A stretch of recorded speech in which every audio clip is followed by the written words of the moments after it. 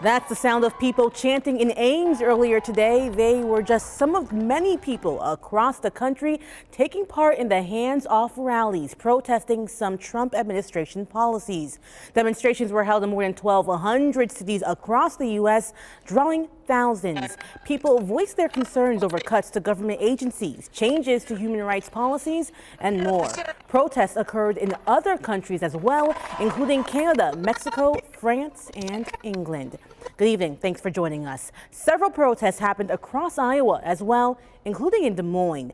Thousands marched through the East Village and up to the State House this afternoon. KCCI's Pepper Purpura spoke with several people who shared why they're frustrated. Through downtown and up the Capitol steps. Thousands marched against the Trump administration Saturday afternoon. The government needs to keep their hands off.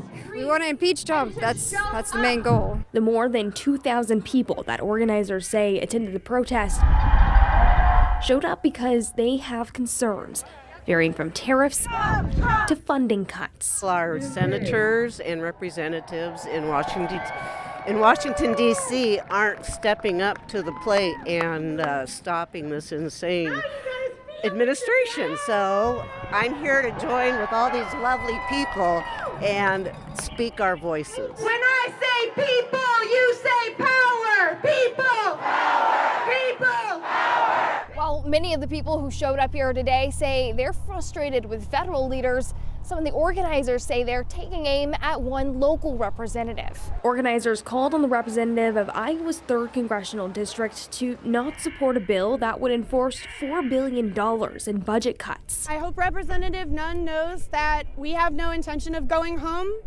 that we will be putting pressure on him and escalating with continued direct action until he meets our demands and starts representing us, or until he chooses to step aside. Nunn's office responded, saying in part, Iowans stick to a budget, and federal government should too. We must reform D.C.'s spending habits while protecting critical programs Iowans rely on.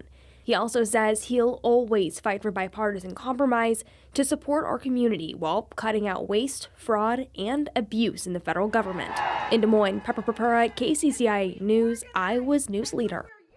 Crowds started forming in Ames this morning at Banshell Park. Hundreds of people held up signs and chanted, lining up along the road as cars drove by. One woman we spoke with says her son was a contractor of USAID and lost his job.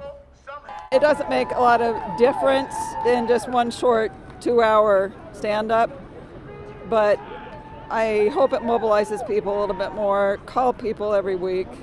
Call your representatives every week. Just keep bugging them. Even if they don't respond, just keep calling. And make sure you vote.